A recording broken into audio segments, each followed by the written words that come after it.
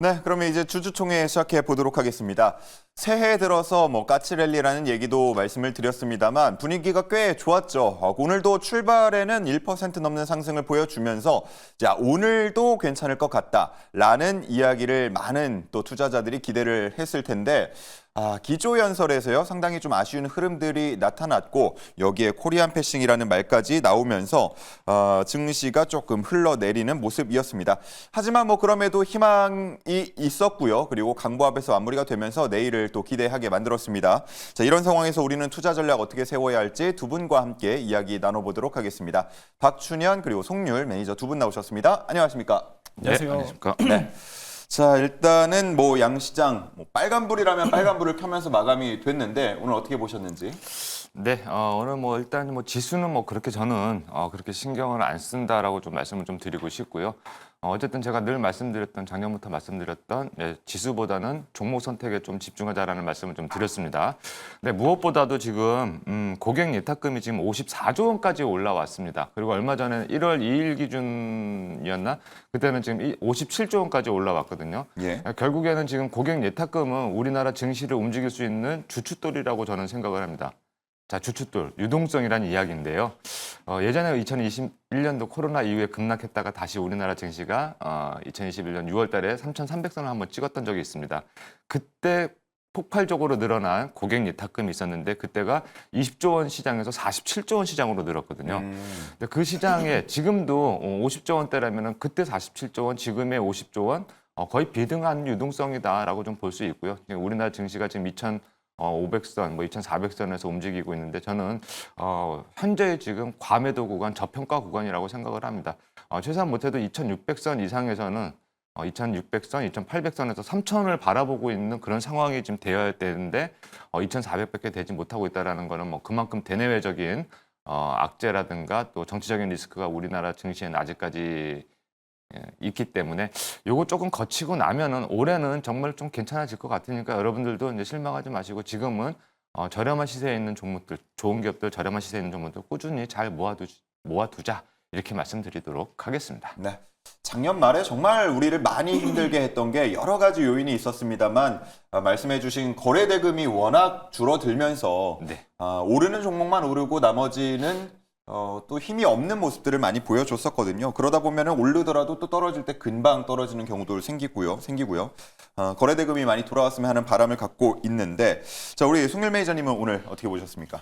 아쉽죠? 예, 일단 하락폭에 비해서 반등이라고도 할 수가 없습니다. 그래도 다행인 건 뭐냐면은 어느 정도 환율이 안정적인 모습을 유지를 하고 있고 지금 전반적으로 투자 분위기는 나쁜 상황은 아닙니다. 앞서 말씀드렸다시피 정치 불확실성 같은 경우는 해소될수록 증시에 가장 빨리 긍정적인 영향이 미쳐질 것이다 이렇게 말씀드렸었고 앞전에 이제 박근혜 대통령 탄핵 시절을 우리가 되새길 필요가 있다 이렇게 말씀드렸는데 계속해서 어느 정도 정치 불확실성만 해소된다고 하면은 저는 우상향할 것이라고 보고 있고요. 과대낙폭인 만큼 저는 반등도 클 것이다 이렇게 보고 있기 때문에 마냥 부정적으로는 보실 필요는 없을 것 같습니다. 네, 알겠습니다. 자, 이렇게 해서 전반적인 시장에 대한 한 줄 평을 좀 들어봤고 이제는 본격적으로 안건으로 들어가서 좀 더 깊은 얘기를 나눠보도록 하겠습니다. 자, 오늘 안건도 역시나 시크릿 주주를 통해서 어떤 의견들을 나눠주고 계신지 먼저 확인한 후에 공개를 해보도록 할 텐데요. 시크릿 주주 함께 만나보시죠. 네, 오늘의 첫 번째 시크릿 주주 시간입니다. 오늘은 인터넷 뉴스 기사에서 주주 여러분들의 생생한 궁금증과 관심사를 알아봤는데요. 네, 오늘의 안건은 기대감입니다. 의견들 살펴보도록 할게요. 네, 외국인들도 꾸준히 들어왔는데 결국 코스피 2,500을 못 지키네라는 의견이 나와 있었습니다. 네, 코스피는 오늘 4일째 상승 마감을 했는데요. 외국인 매수세에 힘입어서 장중 2,500원 선을 터치하기도 했지만 지수가 조금 빠지면서 살짝 못 미치는 수준으로 마감을 했습니다. 코스닥도 닷새 연속 상승 마감했는데요. 과연 내일장엔 더 갈지 지켜봐야 할 것 같습니다. 네, 환율 떨어지는 건 좋은데 적당히가 없네, 이리 확 내려가나라는 의견이 나와 있었는데요. 미국 트럼프 행정부가 이 관세 공약을 일부 변경할 수 있다라는 뉴스가 전해지면서 오늘 장중 8거래일 만에 환율이 1,440원대로 하락을 했었죠. 이에 대해 영향과 궁금증을 잠시 후에 해결해 보도록 하겠습니다. 젠슨황이 마이크론만 언급, 이제는 K반도체는 안 쓴다 이건가라는 의견도 올라와 있었는데요. 오늘 젠슨황이 CES 2025 기조 연설에서 삼성과 SK만 빼고 마이크론만을 언급을 했었죠. 이 메모리 경쟁 구도를 의식한 의도적인 언급으로 보인다라는 분석도 있는데요. 이에 대한 내용 지적했고요. 네, 다른 의견들도 살펴보도록 하겠습니다. 하나오션은 몇 수 앞을 내려다본 거냐, 트럼프가 조선 엄청 밀어주네라는 의견도 올라와 있습니다. 네, 트럼프 당선인이 이 동맹국을 활용할 것이다라고 언급하면서 오늘 조선주가 급등을 했었죠. 하나오션도 오늘 이런 수의 기대감에 12%나 급등을 했었는데요. 이런 내용 짚어주셨고요. SKC가 유리기판 실물 공개하네, 진짜 곧 상용화 되겠는데요 라는 의견도 올라와 있었습니다. 이러한 기대감도 남겨주셨고요. 재건조 희망 고문 벌써 몇 년째나 이제 지친다 지쳐 라는 의견도 나와 있었습니다. 오늘 종전 기대감에 우크라이나 재건 관련주가 상승했죠. 앞으로의 추이를 의견 통해서 들어보도록 하겠습니다. 자, 이렇게 오늘 장을 바라본 주주들의 다양한 의견들을 한번 모아봤고요. 우리 안건은 기대감이라는 제목 속에서 실적 시즌을 대비해서 옥석 가리기가 필요하다라는 소주제를 잡아봤습니다. 뭐 여러 가지 얘기를 한번 풀어보도록 할 텐데 일단 오늘 장 가장 주목을 받았던 CES 2025부터 얘기를 좀 풀어봐야 될 것 같습니다. 우리 춘현 매니저님은 뭐 젠순왕의 연설이나 아니면 그 전후의 흐름들 좀 구체적으로 어떻게 보셨는지요? 네. 일단 뭐 흐름, 그 젠슨왕의 연설에 따라서 우리 증시가 움직인다라는 그 자체가 저는 솔직히 조금 안타까웠습니다. 그렇죠. 예. 그리고 또 뭐 예전에도 뭐 트럼프 행정 1기 때도 마찬가지였지만 그때 우리가 트럼프 당선인의 그 SNS를 항상 보고 집중을 했었던 것 같습니다. 네. 자, 어쨌든 뭐 지금 우리나라 이 기업들을 언급을 안 했다라고 해서 저는 뭐 크게 실망할 필요는 없을 것 같다라는 말씀을 좀 드리고 싶고요. 결국엔 지금 저평가 구간에 들어가 있는 삼성전자라든가 그다음에 우리나라 반도체 기업들 아무래도 지금 뭐 전반적으로 우리나라 이 시장 자체가 좋지 못하기 때문에 좀 조정을 받지 않나라고 저는 생각을 하고요. 추후에 지금 발표될 부분들, 뭐 삼성전자가 뭐 엔비디아의 퀄컴 테스트라든가 만약에 그런 쪽에서 좋은 소식이 나온다라고 하게 되면 얼마든지 판세는 뒤집힐 수 있는 부분들이 있기 때문에 지금 뭐 젠순왕 CEO의 뭐 기조연설의 이런 부분에 너무 얽매이지는 말자. 이렇게 말씀을 좀 드리고 싶습니다. 네. 어제장 시간 외 거래에서부터 유리기판 종목들이 꽤 좋은 흐름을 보였고 오늘 또 장 초반에 굉장히 강했단 말이죠. 네. 그런데 조금 윗꼬리를 단 종목들도 있고 그런데 어떻게 보십니까 그쪽은? 네, 결론에는 지금 뭐 폭스콘이 지금 호실적을 발표를 했습니다. 폭스콘이라는 회사는 지금 애플이랑 엔비디아의 뭐 지금 아주 긴밀한 협력사로 알려져 있습니다. 네, 이쪽에서 이제 애플이라든가 엔비디아 실적 발표 전에 폭스콘에서 먼저 실적 발표를 했어요. 근데 지금 전년 동기 대비해서 15%가 증가했다라고 합니다. 이제 4분기 매출이라고 보시면 될 것 같고요. 그다음에 지금 대만 또 파운드리 기업이죠. TSMC. 여기도 지금 올해 146조 매출이 좀 전망이 된다. 그러니까 지금 계속해서 호실적을 장밋빛 전망이 나오고 있거든요. 그렇다면 지금 이제 애플이라든가 AI 서버 증가 이런 부분들에 대해서 그 실질적으로 전방 사업 쪽에서 앞서 나가고 있는 기업들이 실적 괜찮게 잘 나오겠구나. 매입을 그만큼 많이 했다라는 이야기는 매입을 그만큼 많이 했다는 매출도 많이 했겠구나. 필요하니까 뭔가 많이 사들였겠지. 라고 생각을 할 수 있습니다. 그렇기 때문에 지금 뭐 애플도 마찬가지고 지금 엔비디아도 마찬가지고 그 발표 이후에 주가가 또 오르는 현상도 보여줬다. 이렇게 말씀을 좀 드리고요. 유리기판은 뭐 꿈의 기판이라고도 이야기들 합니다. 하지만 이쪽보다도 아무래도 유리기판도 뭐 지금 전체적인 흐름 자체는 나쁘진 않습니다. 그리고 성장 사업 쪽에 껴 있기도 하고요.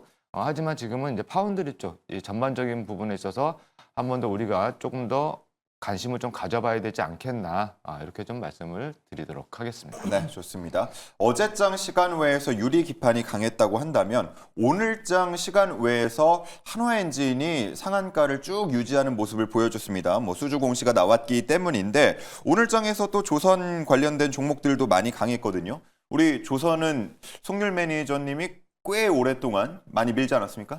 예, 뭐 조선 가지고 올 때마다 분위기가 안 좋았었는데 지금은 좀 빛을 발하고 있습니다. 지금 앵커님께서도 한화엔진 말씀을 해주셨는데 한화엔진뿐만이 아닙니다. 우리나라 선박엔진 관련주들은 계속해서 체크하실 필요가 있다고 말씀드렸는데 중국도 조선 쪽에서는 밀리지가 않습니다. 다만 중국 같은 경우는 벌크선이라든가 컨테이너선 약간 기술 장벽이 낮은 선박 중심으로 수주를 이어가고 있고 우리나라 같은 경우는 고부와 같이 선박 중심으로 수주를 이어가고 있다 이렇게 말씀드렸는데 공통적으로 선박 엔진은 들어갑니다. 근데 중국 같은 경우는 기술력이 그렇게 좋지가 않습니다. 앞서 우리 조선 업계도 SOS를 쳤는데 우리나라가 모른 척을 했던 그런 사례도 있을 만큼 우리나라가 기술력이 굉장히 좋다. 이 얘기를 왜 드리냐면은 중국도 마찬가지로 선박 발주 수주에 많이 성공을 했습니다.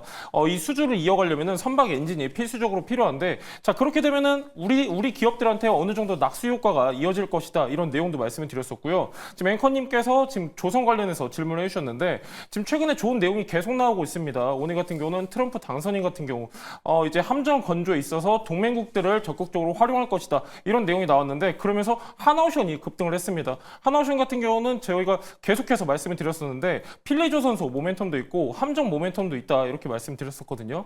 지금 이제 미국 같은 경우는 조선업종이 정말 말도 안 되게 처참합니다. 원래는 한 414개 정도 조선소가 있었는데 지금 미국에 남아있는 조선소는 21개밖에 되지 않습니다. 수주량 보면은 더 처참합니다. 지금 재작년 같은 경우는 전 세계 선박 수주량이 한 1910여 척 정도 되는데 미국 같은 경우는 2척밖에 수주를 하지 못했습니다. 퍼센테이지로 치면 한 0.01%인데 굉장히 처참한 수준에 있다. 그러면서 우리 기업들이 반사수에 더해질 수 있는 시점이기 때문에 여러분들이 앞으로도 조선주 같은 경우는 긍정적으로 보셔도 좋을 것 같고요. 지금 이제 올해 같은 경우는 로봇 중심으로 순환매 돌고 있는데 조선주도 한 종목 정도는 편입해 두시면 좋을 것 같습니다. 네, 좋습니다. 아마 뭐 머지않아 또 송률 매니저가 이 시간을 통해서 조선 종목을 소개할 날이 올 것 같고요. 자, 그런가 하면 우리 박준현 매니저님이 지난 분기 때, 지지난 분기 때 생각해 보면 이 재건주도 많이 가지고 오셨단 말이죠. 물론 오늘장에서 약간 그렇게 뭐 많이 주목을 받았다라고 하기는 어려울 수 있겠습니다만 그래도 종목들의 움직임은 활발하게 나왔거든요. 1월 말에 종전 회담을 할 기대감이 부각되면서 움직이는 이 종목들 우리가 다시 한번 좀 눈여겨봐야 합니까? 네, 역시 뭐 트럼프 지금 당선인이 지금 이제 이번 달에 취임을 하게 될 텐데 뭐 그런 이야기도 했었습니다. 뭐 공약, 뭐 내가 대통령만 당선되면은 뭐 1시간 내로 뭐 어떻게 하겠다, 뭐 이런 이야기까지 나왔던 소식들을 제가 본 것 같은데 어쨌든 지금 트럼프 2기 행정부가 들어서고 나면 그래도 어쨌든 간에 지금 이 우크라이나 종전, 그다음에 남북 경협, 어쨌든 뭐 김정은 위원장으로 해야 되나요? 일단 외부로 끌어냈던 최초의 인물이기도 합니다. 그렇기 때문에 어느 정도 지금 남북 경협에 대한 기대감도 지금 고조가 될 테고 그다음에 우크라이나 종전에 대한 기대감도 커지는 건 당연합니다. 주식은 어쨌든 뭐라고 해야 될까요? 기대감을 먹고 주가가 자라난다라고 하지 않습니까? 그래서 뭔가가 지금 나오기 전에 그렇게 될 수 있어라는 기대감이 어마어마하게 지금 좋거든요. 그렇다면 지금 정도면은 충분히 뭐 내가 뭐 내 포트에 투자금에 어마어마한 비중을 쏟아붓는 것이 아니라 쏟아붓는 거 아니라 재건주 한두 종목 정도는 지금은 가지고 있어야 될 시점이지 않나 저는 이렇게 말씀드리고 싶습니다. 네, 사실 뭐 이거 가지고 거의 2년, 3년을 끌었기 때문에 그쵸. 네. 또 봐야 되냐라고 생각하는 분들도 계실 수 있겠지만 어쨌든 이제 또 2주 뒤면 취임을 하기 때문에 관련해서 포트의 소액 정도는 담아 볼 필요가 있다라는 말씀을 해 주셨고요. 자, 그리고 일단은 오늘장에서 또 얘기 안 해볼 수 없는 게 아마 바이오가 없었다면 코스닥은 좀 하락으로 이어지지 않았을까 하는 생각이 들 정도였습니다. 오늘 겨우 강보합에서 마감이 됐으니까요. CES를 앞두고 뭐 로봇이나 아니면 반도체나 다른 것들이 올랐듯 지금 JP모건 헬스케어 컨퍼런스를 앞두고 바이오 쪽을 바라봐야 한다? 뭐 이런 의견들로 투자자들의 관심이 쏠리고 있는 것 같은데 어떻습니까?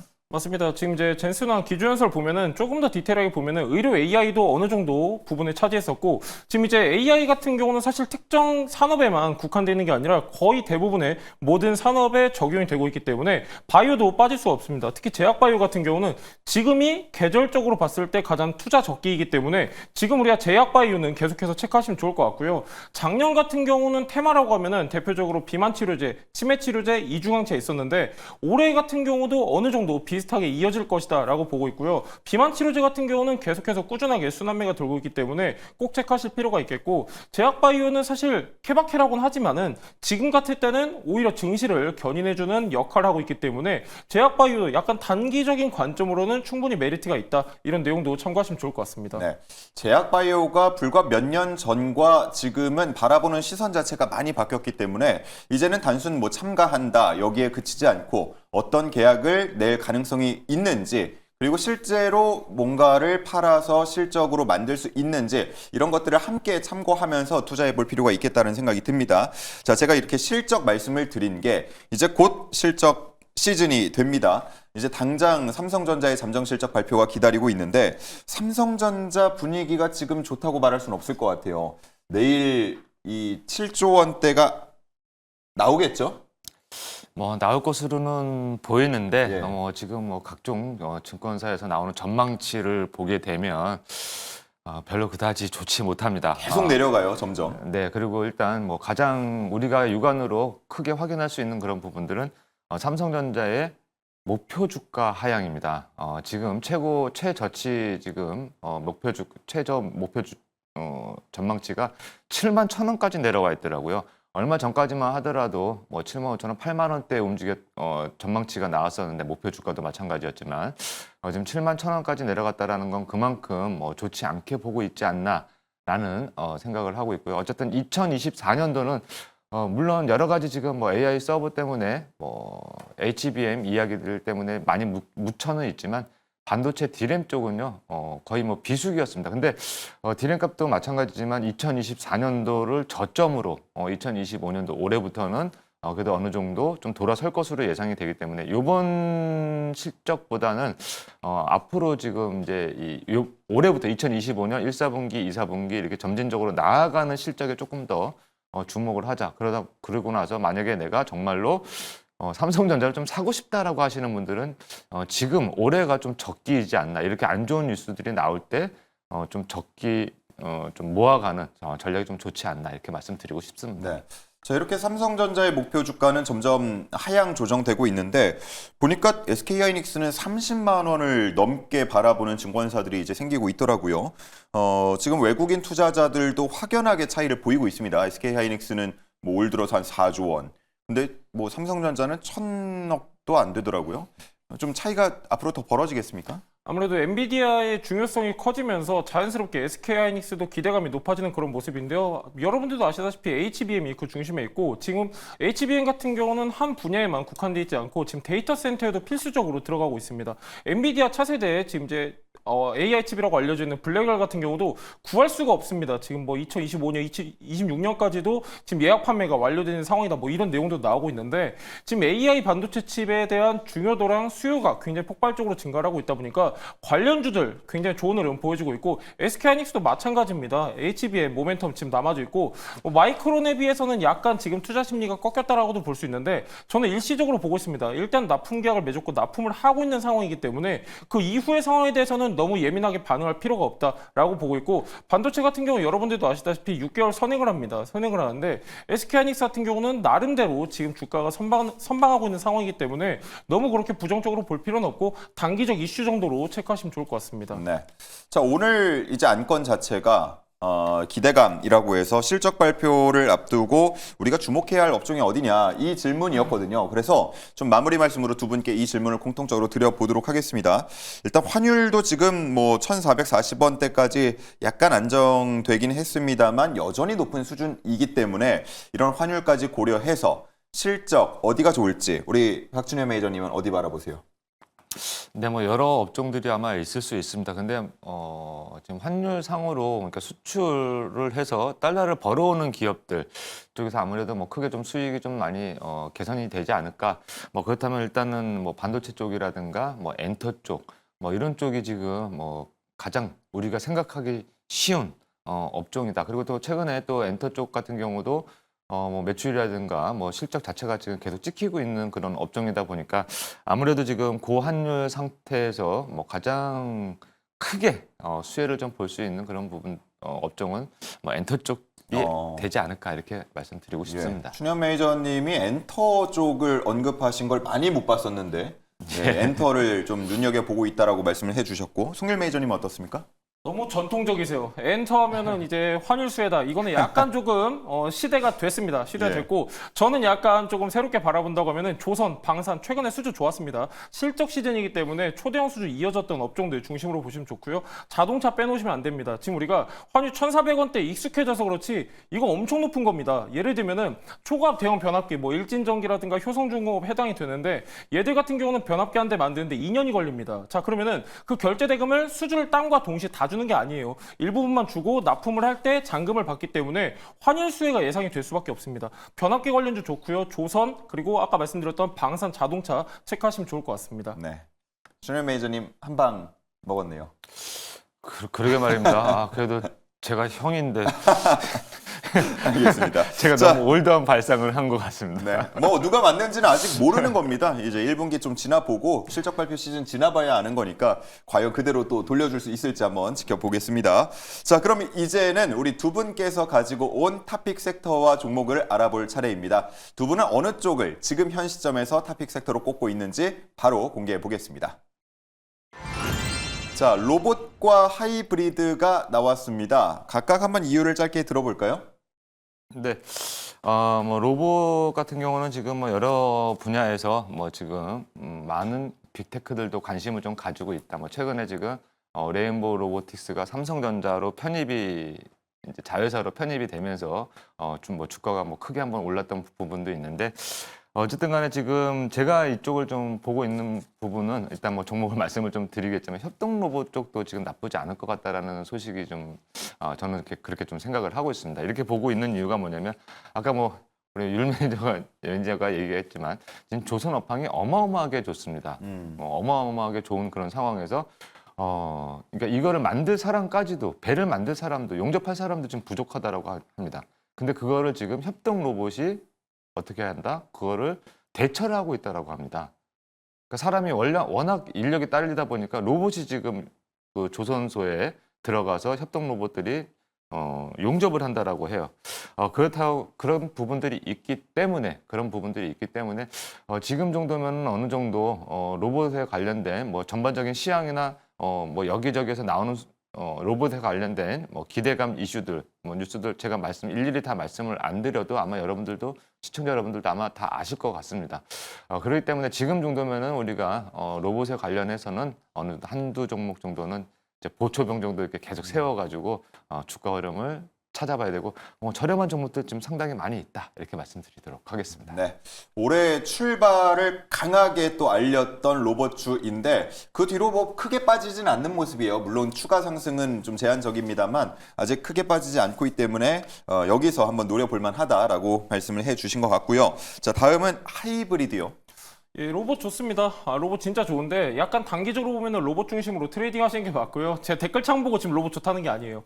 근데 이제 자동차 같은 경우는 조금 중장기적으로 우리가 시계를 길게 놓고 본다고 하면은 충분히 지금 저평가 매력이 있는 구간이다. 이 내용 먼저 말씀드리고 싶고요. 하이브리드 같은 경우는 지금 사상 판매량을 계속해서 기록을 하고 있기 때문에 하이브리드 같은 경우는 우리가 체크할 필요가 있겠고 여러분들이 꼭 아시면 좋을 게 내연기관차 같은 경우는 부품이 2만 개에서 4만 개가 들어갑니다. 근데 하이브리드 같은 경우는 부품 수도 더 많고 단가가 높습니다. 그렇기 때문에 하이브리드랑 내연기관에 같이 공급하고 있는 기업들 같은 경우는 실적 성장에 대한 기대감도 더해줄 수 있는 시점이고 BMW만 봐도 이미 답은 나왔습니다. 지금 2년 동안 내연기관 판매량은 줄었는데 친환경차 판매량은 굉장히 크게 증가를 했고 그 중심에는 하이브리드가 있다. 이런 내용도 참고하시면 좋을 것 같고요.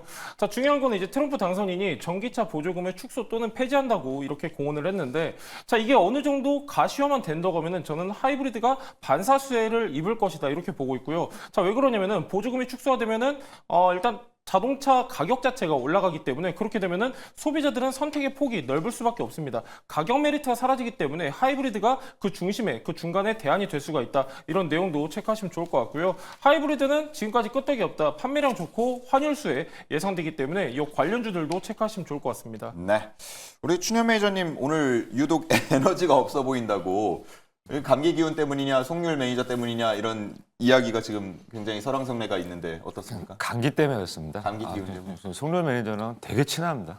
알겠습니다. 친하다고 합니다. 예, 두 분 싸우시는 거 아니고요. 네, 엄청 친해요. 네. 자, 이렇게 탑픽 섹터를 알아봤으니까 이제 그 중에 탑픽 종목을 알아봐야겠죠. 두 분의 탑픽 종목을 알아볼 텐데 우리 먼저 로봇 쪽에서 박춘현 매니저님의 탑픽 종목은 뭡니까? 네, 오늘 제가 탑픽 종목 가져온 종목은 두산 로보틱스입니다. 두산 로보틱스요. 네. 자, 뭐 설명을 좀 더 드릴까요? 네, 두산 로보틱스 같은 경우는 지금 산업용 로봇, 이 산업용 로봇을 만드는 회사인데요. 그 중에서도 협동 로봇 제조라든가 솔루션 사업을 영위하고 있는 기업입니다. 그리고 또 2025년, 그러니까 이제 올해가 이제 그 실적 부분에 있어서는 가장 또 저점을 찍고 턴어라운드를 하지 않을까라는 기대감도 있고요. 무엇보다도 제가 늘 항상 말씀드리는 부분은 기술적 분석입니다. 일단 메이저 수급이 상존해 있어야 되는 부분인데요. 일봉상 아직 그 일봉상 메이저 수급도 상존해 있다 이렇게 좀 말씀을 좀 드리고 싶고요. 좋은 기업이 좀 저렴한 자리에 있으면은 또 업황 시장까지 괜찮다. 그럼 못 살 이유는 없다라고 저는 말씀을 좀 드리고 싶습니다. 이거 잠깐 일봉 차트 한번 예. 보면서 말씀을 잠깐 드리도록 할게요. 네. 자, 지금 이제 두산 로보틱스의 총 일봉 차트에 지금 전체를 다 보고 계시는 겁니다. 근데 지금 앞부분에 지금 보시게 되면 2024년도, 그러니까 작년 7월입니다. 작년 7월에 이 종목은 거의 한 1,500만 주 정도의 거래량이 발생을 했습니다. 그때 확대해서 보게 되면 이렇게 지금 28%, 종가상으로는 23% 올랐습니다. 그리고 마무리가 됐거든요. 근데 이 수급이 지금 이때 1,500만 주의 수급인데 자, 다시 한번 이렇게 줄여서 이렇게 보여드리면은 이 수급이 지금 어디 가지를 못했어요. 어디 가지를 못했는데 가장 중요한 부분은 지금 뭐 시장 전반적으로 좀 좋지 못하니까 어떻게 된다? 일단 기간 조정을 받은 것 같아요. 근데 지금 또 하나 마무리해서 말씀을 좀 드리면 12월 달에 저점이 잡힌 것 같습니다. 가장 중요한 부분은 이렇게 흘러내릴 때, 주가가 이렇게 흘러내릴 때는요. 저점이 어디서 잡히느냐 안 잡히느냐가 중요하거든요. 근데 지금 현 상태로 봤을 때는 현 시점에서는 이제는 저점이 좀 잡혔구나. 그리고 거래가 좀 붙으면서 주가가 일부 좀 반등 나오고 최근에도 지금 1월 2일 날 반등이 나오고 나서부터 그때 400만 주 정도에 또 들어오는 수급이거든요. 아까 또 저기 그 수급 그러니까 투자 포인트에서 제가 메이저 수급이 남아있다라고 말씀드렸죠. 앞전에도 지금 남아있는 수급이 있는데 지금도 올해도 지금 누군가는 계속 아랫부분은 사주고 있다. 그리고 주가를 더 이상 떨어뜨리지 않고 있다는 이야기는 한번 의심해봐야 되지 않을까 이렇게 말씀드리도록 하겠습니다. 네. 추가 상승을 기대해 본다. 자, 다음은 하이브리드로 넘어가서 송율 매니저의 오늘 탑픽 종목 뭡니까?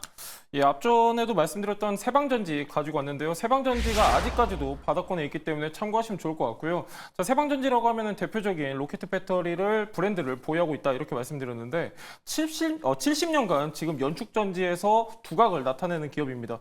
지금 세계 5대 연축전지 기업 안에도 포함이 되고 있고요. 세방전지 같은 경우는 차세대 시동용 배터리 AGM 배터리를 개발해서 지금 상용화에 성공을 했습니다. 주요 고객사는 현대, 기아뿐만이 아니라 BMW, 폭스바겐, 해외 완성차 업체도 고객사로 두고 있기 때문에 하이브리드 차 판매량이 증가하면 증가할수록 실적 개선에 대한 기대감이 더해질 수 있는 종목이다. 참고하시면 좋을 것 같고요. 2차 전지 사업도 영위를 하고 있습니다. 자회사 세방 리튬 배터리가 있는데 그 세방 리튬 배터리를 통해서 2차 전지 사업도 지금 계속해서 개선해 나가고 있는 그런 상황입니다. 2차 전지 모멘텀 더해져 있고 연축전지 전문 기업이다 말씀드렸는데 얘 같은 경우는 가장 중요한 거는 실적입니다. 6년 연속 지금 실적 고성장 중인 기업이고요. 매출액도 매출액인데 영업이익도 지금 흑자 기조를 6년 동안 이어오고 있습니다. 중요한 거는 영업이익률인데 올해 같은 경우는 11% 정도 전망이 되고 있습니다. 역대 최고치고 지금 실적은 굉장히 좋은데 주가는 바닥권에 있습니다.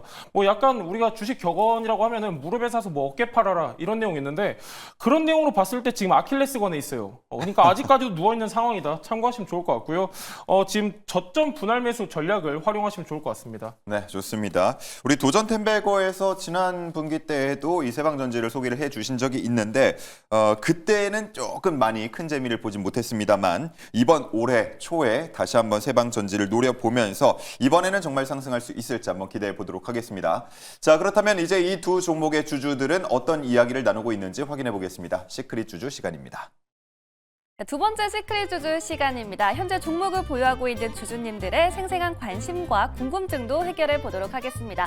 네, 먼저 두산 로보틱스 종목 토론방 입장해 보도록 할게요. 네, 합병 때문에 미끄러진 거 삼성이 다 살렸네. 이제 대장주는 레인보우다라는 의견이 나와 있었는데요. 네, 지난해 두산마켓이 로보틱스를 자회사로 편입하려고 했었지만 무산이 됐었죠. 이에 증권사들은 목표 주가와 투자 의견을 하향 조정하면서 주가가 급락했었는데요. 하지만 1월 2일에 삼성전자의 레인보우 로보틱스 자회사 편입 소식이 불면서 로봇주에 훈풍이 불었습니다. 이에 주가도 하루 만에 28%가 상승했는데요. 이에 대한 부분 짚어주셨고요.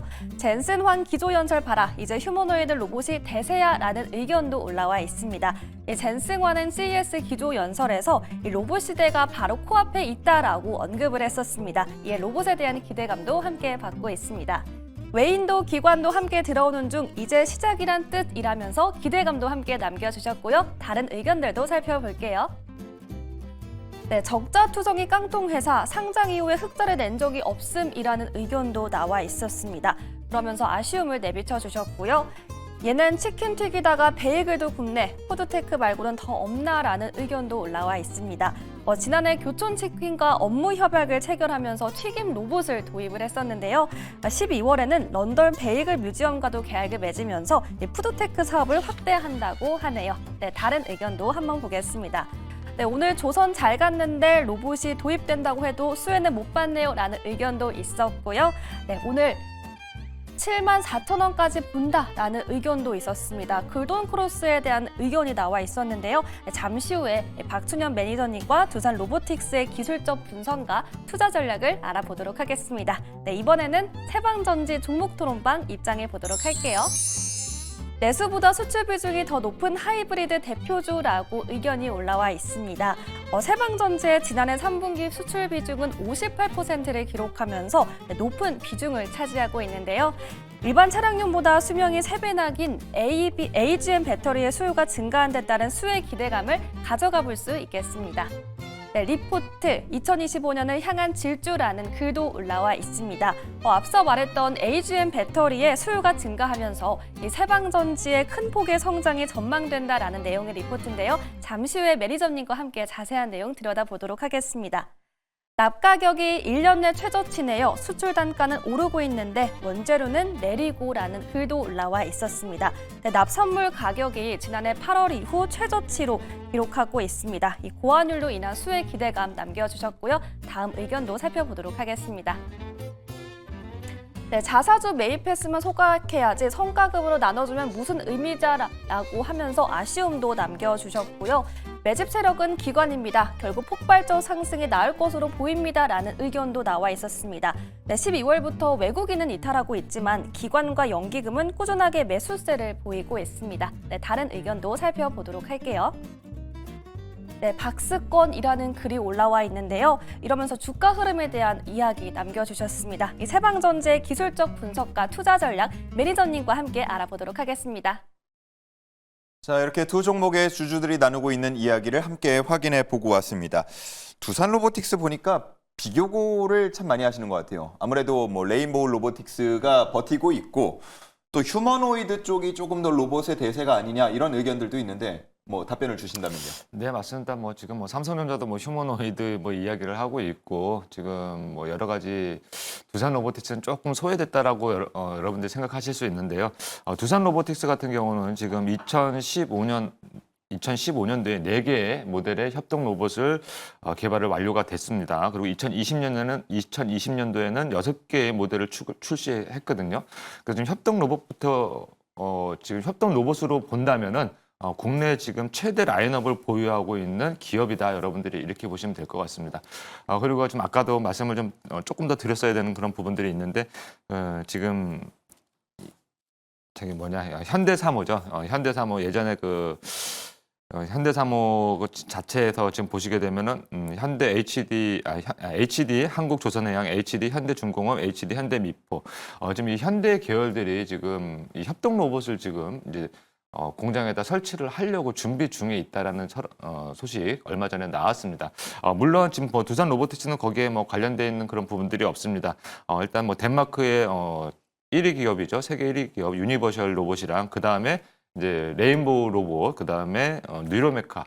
이렇게 이제 지금 거의 그 독식을 하고 있는 그런 상황인데 만약에 이제 발주 소식이 나온다면은 전반적인 기대감은 올라올 것이고 혹시라도 두산 로보틱스의 무엇 하나라도 떨어진다라고 하면 이제 시발점이 되거든요. 그렇다면은 두산 로보틱스가 과연 이 협동 로봇 쪽에서 한번 우뚝 설 수 있지 않을까. 그리고 가장 중요한 부분은 지금 주가 위치 자체가 보면은요.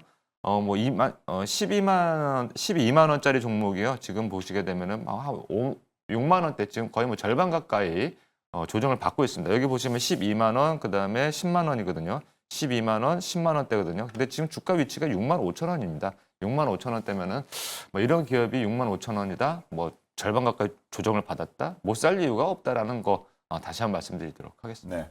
확실히 요즘에 뭐 앞서서 베이글집, 치킨집 얘기도 해주셨습니다만 협동 로봇을 우리가 실제로 눈으로 목격할 수 있는 곳들이 점점 많아지고 있어서 휴머노이드가 미래라면 협동 로봇은 조금 더 현실에 가까운 그런 기술 느낌인데 그렇다면 이제 실적이 찍히는 게 중요할 것 같고 두산 로보틱스가 과연 어떤 발표를 하는지도 한번 지켜볼 필요가 있을 것 같습니다.